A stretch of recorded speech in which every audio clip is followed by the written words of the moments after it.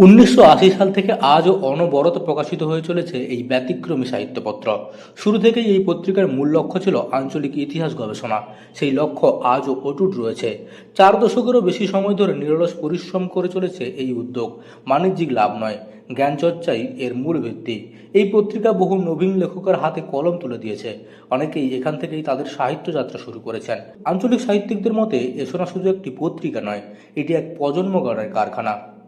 পত্রিকাটা হয়ে গেল দীর্ঘ 1980 সালে তৈরি হয়েছিল। এই পত্রিকা কেন্দ্র করে একদল লেখক গোষ্ঠী তৈরি হয়েছে এগরাতে, এবং এর বাইরেও যারা লেখা পাঠান তারা প্রত্যেকেই নিজ নিজ ক্ষেত্রে প্রতিষ্ঠিত। প্রথম দিকে লিখতেন doctor Bishnupada Panda, doctor Pradyot Kumar Maiti, doctor Surjendu Bikashkar Mahapatra, তারপর ডক্টর মৃত্যুঞ্জয় ভঞ্জ। এসব নামই প্রথমে থেকে ছিল, এখনও আছে।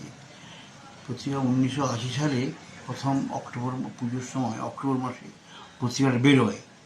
তারপর থেকেই চলছে। কোনো বছর হয়তো বন্ধ হয়েছে, বিশেষ করে করোনার সময় বন্ধ হয়ে গেছিল।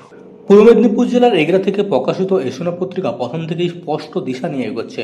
আঞ্চলিক ইতিহাস, সংস্কৃতি, স্থাপত্য, শিল্প ও সাহিত্য নিয়ে নিয়মিত গবেষণামূলক লেখা প্রকাশ হয়েছে এর পাতায়। প্রথম দিকে যুক্ত ছিলেন একাধিক বিশিষ্ট ব্যক্তি। তাদের মধ্যে ছিলেন ডক্টর বিষ্ণুপদ পণ্ডা, প্রদ্যোৎ কুমার মাইতি এবং ডক্টর সূর্যেন্দু বিকাশ কর মহাপাত্র সহ অন্যান্যরা। তাদের কলমে আঞ্চলিক ইতিহাস গবেষণায় পত্রিকার শক্ত ভিত দিয়েছে। ধীরে ধীরে এটি গবেষণামূলক পত্রিকা হিসেবে স্বীকৃতি পেতে শুরু করে। তবে এই পদ মোটেও সহজ ছিল না। আর্থিক সংকট ছিল নিত্যসঙ্গী। বিভিন্ন সময়ে নানা বাধা এসেছে, তবুও থেমে যায়নি এসোনা।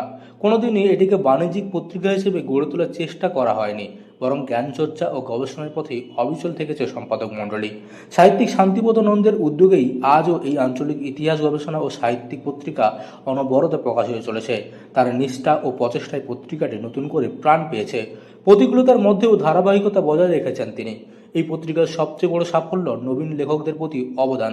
বহু নবীন সাহিত্যিক আজ প্রতিষ্ঠিত এই পত্রিকার কারণে। তাদের অনেকেই প্রথম লেখার সুযোগ পেয়েছেন এসোনার পাতায়।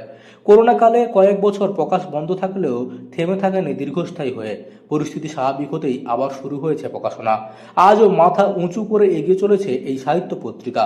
বাণিজ্যিক নয়, আঞ্চলিক ইতিহাস গবেষণার ক্ষেত্রে এটি এক অনন্য দৃষ্টান্ত। ভবিষ্যতেও এই ধারা অব্যাহত থাকবে বলে আশাবাদী আঞ্চলিক সাহিত্যপ্রেমীরা। পূর্ব মেদিনীপুরের এগরা থেকে মদন মাইতি রিপোর্ট, লোকাল 18 বাংলা।